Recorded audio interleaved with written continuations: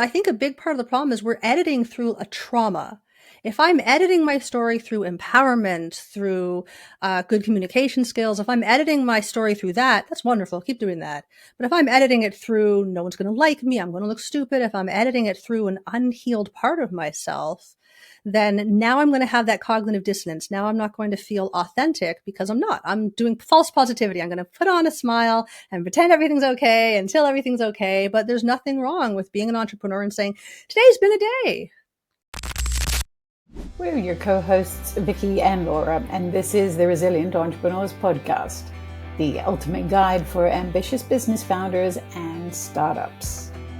Hear from business heroes who've faced unexpected challenges as we unpack how they slayed their dragon and reignite your instinct to conquer your dragon. Jen, welcome to the Resilient Entrepreneurs Podcast. If I were to give you a magic wand right now, what one big thing would you like to see changed in the world? So I love the question. It's a big question, and to boil it down to a little answer is a challenge. But my big thing for the world is I want more people to know that it doesn't really matter what's going on in the world. There's really only one task that we have, one thing that we need to do, which is to learn to shine our own light so bright that it ignites the light in others. This is something that I teach. It's, if you've read in my book, it's the end of the book. Everywhere I go, that is the one thing I want. I think so often we are focused on other people's light, especially as women entrepreneurs. We are taught how to make sure everyone else's light has been ignited. And we don't have to do that, because when we shine our own light bright enough, it will automatically ignite the light in others. And I think we've been taught that that's a selfish thing, that that's the opposite of success. And I want to put out in the world, if I can wave a magic wand, I'd want people to know that if you boil it right down to the core, focus on making sure that you're shining your own light bright enough, and the other people around you will be ignited automatically. So that's what I would do. What a mission you have, Jen. That is gorgeous. And share with us, what does shining your light bright enough mean to you? So I think that's different for everyone. I think that's quote unquote the journey, figuring out what lights up my light, what makes it shine brighter, what makes it shine dimmer, what situations am I in where I can expand the fullness of my light, and what shadows can I walk into to illuminate the corners. And so I think everyone has to figure out what that means for them. For me personally, shining my light is through the work that I do, through the books that I write, the retreats that I run, to helping people bridge the gap between their head and their heart. Because that was a big part of my journey. I was told a million and one times that I was broken, unfixable, couldn't be helped. And yet here I am. And so for me, shining my light means letting people know that it doesn't matter how many diagnoses you have. It doesn't matter how many statistical chances of recovery you're ever been given. You can find your own light, and you can find ways to shine it so bright that it does start to ignite the light in others. Can you tell us a bit of your story, of your journey? Sure. So the part where I usually start is when I'm 19, because that's kind of when the pressure builds. Up until then, I mean, I think I saw my first therapist, I was 7. A lot of like tummy problems, and they couldn't quite figure out why my body was just always being weird. And then it started to manifest as feelings of unworthiness and hopelessness, but I didn't really talk about it because that wasn't allowed in my family growing up. And it kind of hit its tipping point when I was 19. That's when I received my official diagnoses, which was, there were 7 different mental health diagnoses. So anorexic, bulimic, generalized anxiety disorder. I'm starting to forget my own diagnoses. That's so wonderful. Oh, I love it. Major depression, obsessive compulsive disorder, suicidal ideation, and self-harm. So that means there are scars on my body that I put there. And so broken was kind of what I was told. I was given a 12% chance of recovery. I was told that the best I could hope for was long-term recovery, that I could just learn to live with the demons in my head, but I can't make them go away because they were just wired into me. It's just genetic, and all the things we're told. I was off and on medications until about my mid-30s. And then all the anxiety started to manifest as a severe phobia of bugs and insects, which might not sound like that big of a deal. I'm in Ontario, Canada. Not sure where you guys are, but where I am, there's a lot of flying things all summer long. It's very like if you open your door in the summertime, your ceiling's black with bugs very quickly. And so it started to make it really hard for me to leave my house. And I'm a smart person. I consider myself quite intelligent. And being afraid of a butterfly is ridiculous. But I was terrified. And so I'd kind of given up on recovering from everything else. But this was something that was getting in the way. And I sought out help for that.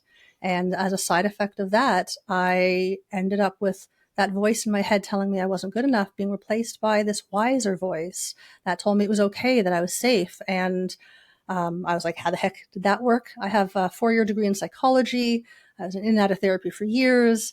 How did I not know that this was possible? And if it happened for me, surely this is possible for other people. And so I started to get my education in that. And then the universe just kind of pulled me in this direction to work with people. And it's been now 10 years.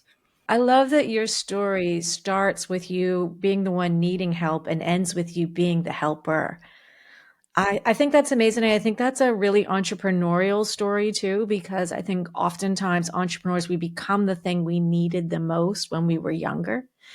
And the fact that now you're in a space where you do help others, and by telling your story, as difficult as a story can be as yours, you help others who maybe are going through similar challenges to be able to go, oh my God, I'm not alone. That's why I think it's so important to talk about things. But why is it do you think that we don't do that enough? I think people do tell their stories, but we edit our story. We edit it internally to make ourselves feel less crappy about ourselves. And we edit it externally so that people don't think that we're bonkers and run from us because we think that that's what's going to happen. And it's that underneath stuff. It's the fear under the story. It's the worry under the story. That's what I like to work with. That's where the real juice is, because that's where when we work on that, the story dissolves. The story is a moment to moment thing. It's just labels upon labels to try to make sense of a world that's nuts. That demands a lot of us and that we don't acknowledge. So I don't think people have a problem with their story. I think people are great at their victim story. I think people are so busy trying to unwind their story that they're not looking underneath it. The story it's the red herring in the novel. It's the illusion. It's the smoke. It's not the problem. And so that's where I found healing, was working in the underneath stuff, because the story is just a story. Mm, it's true. A story is just a story. And I like to say that we're meaning making machines as humans, right? We will make meaning of everything. It's the way we create safety for ourselves, it's the way we create certainty for ourselves, it's the way we get by. We need to make meaning of everything. And I think when we make meaning of our story in a way that supports us, then we have a much better chance than when we make meaning of the same story in a way that takes us to a downward spiral. But then not to, discount, it's not just a mind game, because as you shared, Jen, it manifested in your body. Tell us more about this. You mentioned that word, it manifested as. Tell us about that link between mental health and physical health. I love that question. So the story that we tell ourselves, it might just be a story, but it's our entire reality. So to say it's a story and then it's fluid and malleable doesn't discount the fact that it's also your entire reality, which means every cell in your body is operating based on that. So of course it's going to eventually show up in the physical, but also in the emotional layer. And that's kind of the layer most people skip. There, even in traditional therapy, it's cognitive behavioral therapy, your thoughts and your actions.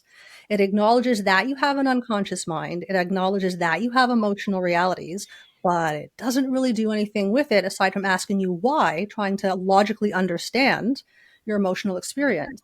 And so we have this entire emotional experience that's somehow stuck around evolutionary perspective. So it's here for a reason. But all of society is like, shh, your job is to make those emotions go away and be more rational. And that unconscious mind, that emotional reality is a huge part of who we are. And we are not meant to deny a part of ourselves. And so when we try to deny a part of ourselves, 100% is going to start to get louder, and then it shows up in the physical. Yeah. It starts as a whisper, and then it starts as a knock, and then it starts as like a battering ram, and then it's just like bazooka, right? We have chances to listen. We're just taught that our job is to not listen to our emotions, that somehow they're wrong. But they're also the language of our gut instinct, of our internal reality. It's how we add meaning to the story, how we add shades and nuances to the story. And so I think that's an important part of it. And I think that's also why we don't talk about it, because we were told not to. I think it's exactly what you're saying. It's the part of the story you're editing out. Mm-hmm. It's the emotions. Yeah. Because that's the difficult stuff. It's the difficult stuff to admit when you're struggling emotionally. You know, we always, and I think as women, we tend to put on that brave face for our family. And, you know, if we're leading, if we're running a company, then we've got to, you know, lead employees. We can't show weakness, right? There's that fear of it. It's very interesting what you're talking about. And it does make it a greater challenge to figure out what is the balance. How do we show our true selves and yet not appear weak? I think that's where maybe we get stuck and we get scared to, and therefore we edit and show the highlight reel rather than the reality. But yet we know it's that real authenticness when people show it that invites so much more connection. 100%. I think a big part of the problem is we're editing through a trauma. If I'm editing my story through empowerment, through good communication skills, if I'm editing my story through that, that's wonderful. Keep doing that. But if I'm editing it through no one's going to like me, I'm going to look stupid, if I'm editing it through an unhealed part of myself, then now I'm going to have that cognitive dissonance. Now I'm not going to feel authentic because I'm not. I'm doing false positivity. I'm going to put on a smile and pretend everything's okay until everything's okay. But there's nothing wrong with being an entrepreneur and saying, today's been a day. I don't have to get into the whole story of it, but I can acknowledge it's been a day. I like to say life has been lifey. The feels have been feely. I find that that allows me to respond authentically without having to dredge up my own pain, and no, they may not care or I may not want to share it with them. So I can say it's been a day. It's been a day. Things have been happening. I've been getting through it. I am here. And I think that we need to learn how to use our language to be authentic. I think a lot of times we are taught to use our language to appease others and to lie to ourselves. And that does not work out well most of the time. Most of the time. I'd love to dive into this conversation about authenticity a little more and add a layer around vulnerability. And I'd love to frame it in a way that the people that we serve are women who are entrepreneurs, and we really encourage them and support them to lead authentically, you know, to share, to see their own greatness and then to be able to share it. Now, it's one thing to be able to see your greatness, but then to have the courage, which is what I think some women feel they need, to share it is another thing. And I think this is where vulnerability and authenticity come in. So I wonder if that's something you could speak into, Jen. If you're a female entrepreneur, well, you are a female entrepreneur, what does it take for you to feel super comfortable in your own skin to be able to say, yeah, I know I have something special that the world needs and I'm ready to roar? Hey there, sorry for the interruption, but if you're a woman entrepreneur ready to raise your profile, expand your reach, and start being seen as the expert you already are, we have a challenge for you. Vicky and I have created a free guide called the LinkedIn to Latte Method. Check it out in the link below. It's designed especially for women who are done playing small and are ready to attract opportunities, clients, and increase your visibility. No tech overwhelm, no awkward call DMs, just clear, authentic strategy that works. So download the free LinkedIn to Latte guide below, take the challenge, and start turning your brilliance into real opportunities. Now, back to the episode. I love that. And I would say have someone in your corner. I have a coach. I've been working with my coach regularly since for about 13 years. She's the first person who ever looked at me and said, "You're not broken. I can help you." I did not believe her. And she helped me through it. And to this day, we have regular, anytime I get what we call the whisper, that little like, tsk, I reach out. It used to be I would reach out when I got the bazooka or the battering ram. when I'm stressed out like that, I would reach out and she'd help, talk me off the cliff. And so one of the things we worked on was learning to tune into my own body, learning to tune into my own guidance. And so when I get just that hint, even sometimes I don't even know what we're going to talk about, I'm just like, something says I'm supposed to contact you. So let's dive in. And so I think making sure you have someone in your corner that you are doing the work. I always say to people, you don't have to work with me as your coach, but please make sure that you're working with a coach who has a coach. We all need someone who offers us perspective. I have zero perspective on my life. I'm in it. I can't have perspective. So I need someone to have perspective, to be able to say, hey, you know what? From up close, that makes sense. But from a distance, that's not going to work out well. And so I think that's really important for every entrepreneur to make sure they have someone who's working with them on not just the thoughts and not just the money. Money is a reflection of our self-worth. If you're not working with your emotional reality, if you think that slapping on a smile and doing pretty Insta videos is authenticity, it's gonna hit hard. That is gonna be a boomerang to the face at some point. Oh, so facts.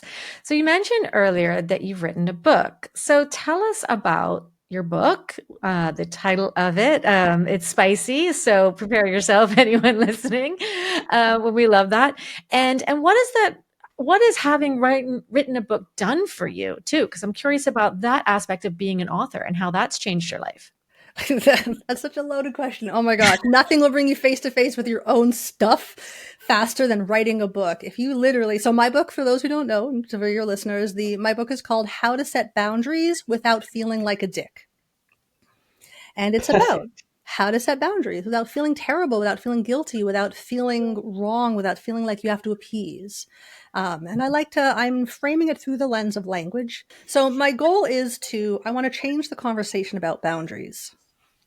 We are taught that boundaries are about saying no. No is a complete sentence. It's about telling people what's not okay.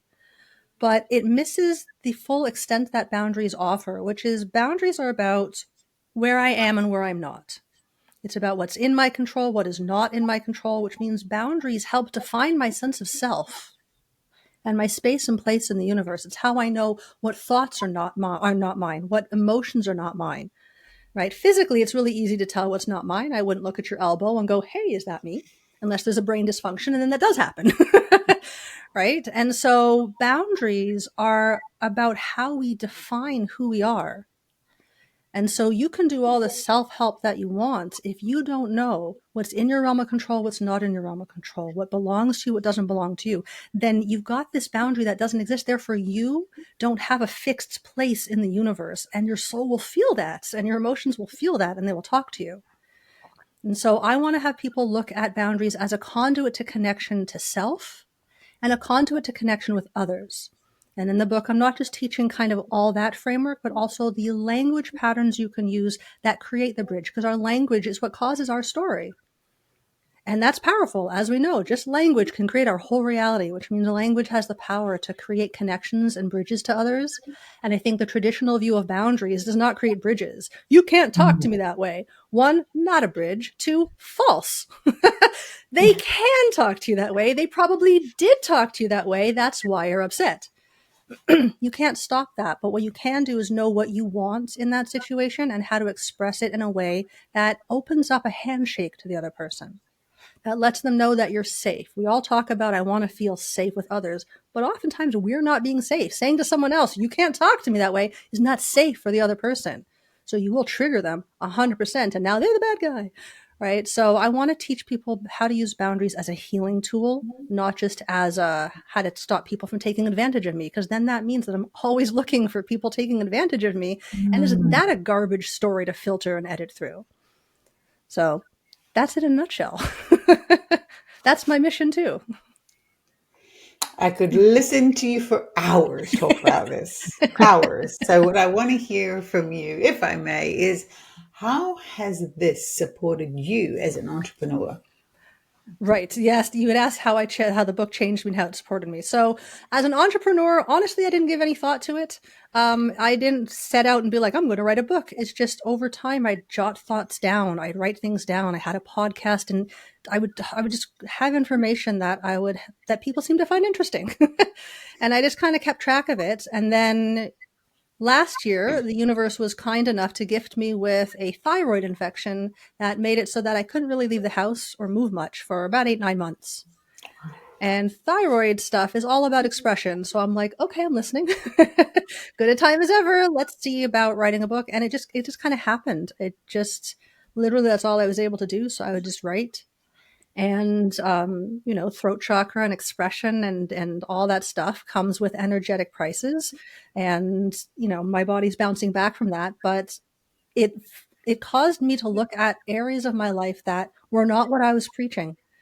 To be able to literally have your name on a book about boundaries really holds you accountable for how you're showing up and what you're tolerating. And I got to explore that through the lens of integrity. That's what came up for me as an entrepreneur in writing that book. The entire thing was, how do I live in alignment with what I'm telling other people to do, which is integrity. And it caused me to make some choices in my hobbies and my life that, I had to say goodbye to some things. I had to rejig some things. But the feeling of choosing my integrity, no matter what, built a level of trust with myself that I didn't know was possible. And you can't do that unless it's I'll tell you, that first book I handed out, that's vulnerable. And I think Brene Brown has it right with vulnerability, where she talks about how it's just when they were studying vulnerability, they realized they were studying courage. So what looks like courage from the outside feels vulnerable. And there's really no way to make vulnerability feel not vulnerable. And so I think a big part of being an entrepreneur is being okay with it feeling gross sometimes, and then having someone in your corner to help you walk through the gross, because that doesn't mean anything's wrong. It just means you hit a gross spot. That's all good. Yeah, that's such a good point to bring up. And I remember I'm an artist in my side life. And I remember my very first art show, hanging like 15 paintings in a gallery and sending out invitations. And then the night of the actual like opening, that's what you brought me right back to, was that feeling of like being naked hanging on the wall myself. Like that's what it felt like, like it was my innermost thoughts and my knowledge, my creativity, my everything hanging on a wall. And everyone was coming to look at it and judge it and talk about it. And it was the weirdest, wildest thing to go through. I mean, just the most incredibly vulnerable thing I've ever been. But you're right. It was courage to do that in the first place, was massive amounts of courage. And I think doing that so young in my life helped me, I think, be more courageous doing other things. So it is taking that chance to being vulnerable that feels awful in the beginning, maybe while you're going through it, but after you've done it. And I think speaking on a podcast is the same thing, right? You're being vulnerable. You're telling us your story. You've shared your vulnerability. You're here speaking on a podcast, and now you're connecting with others, and other people are hearing your story. Every time you do this, it's going to get easier, right? Like, does it, or does it just as awkward as the next time? It gets easier, and because it gets easier, then the impact tends to get bigger, which comes with its own set of feels. Right? So at every point of expansion, it's going to feel expanded. And there are times I'm like, and then I call my coach and we work through it. And I think a really important thing for people to realize is that courage doesn't feel courageous. Courage feels like that gross vulnerability we all run from. And it's usually in hindsight that we can say it, but if in the moment we can remind ourselves when we're feeling like, oh my God, I don't want to hide, when we're feeling that, to remember that that's the sensation of courage, and to lean into that, I think is what helps get you over the hump, so that it doesn't necessarily get easier. You just get less phased by it. You're like, all right, it's going to feel gross. That's all right. Cool. You become familiar with the uncomfortable. I like this. You get used to the feeling of being uncomfortable.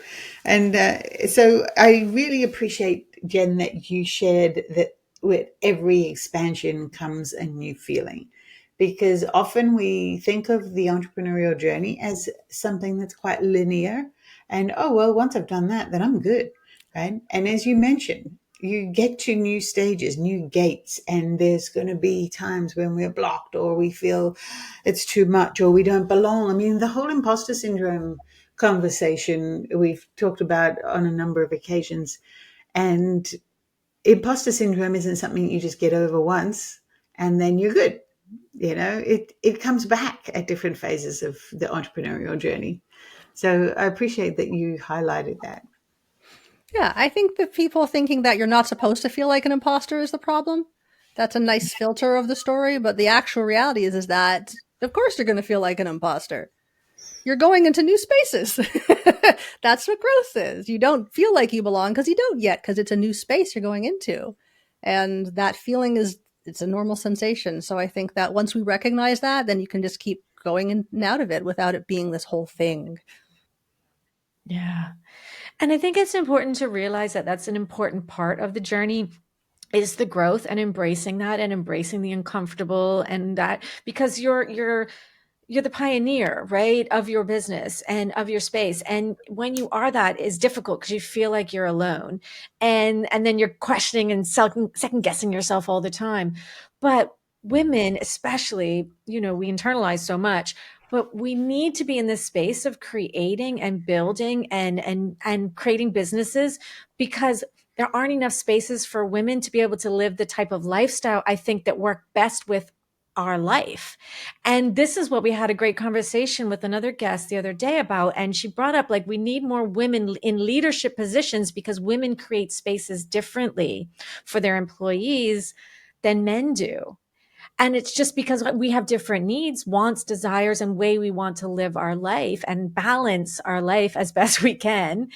And we need women leaders to be able to do that because men are just going to create different structures than women will. So I'm like a big proponent of like, how do we allow women the space to be creative, to build businesses and deal with these things, these insecurities, these emotional things we've talked about, all the traumas and stuff that come up. They need to be faced, they need to be dealt with so that you can level up because building a business requires leveling up. That's the thing that's become most clear to me over the last few years is how much you have to level up. This personal growth journey doesn't end. In fact, it just accelerates as we build and create new things in this world. And it's challenging. It can be, yeah. And I love the idea of women getting into leadership spaces. I'm not sure. I agree that men and women need different spaces. I would love to see a collaborative workspace, a space where it's not just men dominated or women dominated, because I think both are just as isolating. I think there's novelty to women leading because we haven't seen it before, but only divine feminine without divine masculine energy on the energetic layer of reality doesn't work out well. It needs a balance. And so I think a workplace would need the balance too. There are things that men are fantastic at. So I used to sing in an all female a cappella chorus. I'm currently between choruses. I'll be joining a new one shortly. But in that chorus, there are 48 women. And for 13 years, we would meet once a week and we sing and compete and all these things. And there are structures in place that make it a very collaborative, very empathetic environment. But what's often lacking is direct communication tactics. Sometimes the strategy and action, everyone's so busy making sure everyone's feeling comfortable that it takes 5 hours for a meeting. We had a 2-hour conversation about whether or not we should call one person a secretary or an administrative assistant. I'm like, who cares? You know what you need to do? Yeah, fantastic. She knows what she needs to do. But no, we want to make sure everyone's comfortable. Let's see what other people are doing. And I think that that's a valuable conversation, but that needs balance with some action and direction. So I'd love to see joint efforts where doesn't have to be male or female dominated. It's just a balance of where both ideas are recognized and accepted versus the current structure of only one is valid and the other one's you're hysterical. Right? So I'd love to see that balance. I think that's what the world is craving. And I think that women empowerment doesn't have to be to the exclusion of male empowerment. I think we've had a lot of years of male empowerment instead of and power over, not power within. But I think that the best way to make sure we're having balance and that women are bringing all of themselves to a workplace in a way that they can elevate themselves and others to make sure you know who you are not, what is in your control, what is not in your control. And so if you are an entrepreneur and you suck at boundaries, you are going to blow up your business. I promise you. Or you're going to blow up your health or your relationship. Usually the relationship goes first, then the health. And it's a valid path, but I don't think that we realize that it doesn't have to be that way. And the determining factor is your boundaries and how to use your language to empower others. I hear a kitty. Hello, kitty. For a She second, has I'm her own like, is that opinion. mine? Female too, and she's got her own opinion on this conversation. Is she a calico or is she like more of a Siamese chatty? Siamese, very chatty. Yes. Like it has to be one of them. Mm-hmm. Oh, that's awesome. Yeah. They can do what they want. You could learn from them. Right? Sometimes I look at them, I'm like, you know what? I bet my cat's been lying there all day. My cat's done nothing all day but lie in a sunbeam and groomed herself and been happy. And I'm like, I think we need to learn. Right? I'm like, why are we getting all mean on ourselves if we want to take a nap midday? Go lie in a sunbeam, have a nap. It's wonderful. You're right. You're right. And hey, you know what? That's the best part about being an entrepreneur. Then if you did that, there would be no boss telling you you couldn't do that. Right? Right. Although I know so many who are still telling themselves the story that they have to do this and they can't do that. And I'm like, my mantra early on was my business, my rules. Yeah. I don't want to see clients earlier than 11 a.m. because I want to lounge in bed with my cats and dogs in the morning. And so I do that. But it took me some time that was vulnerable too.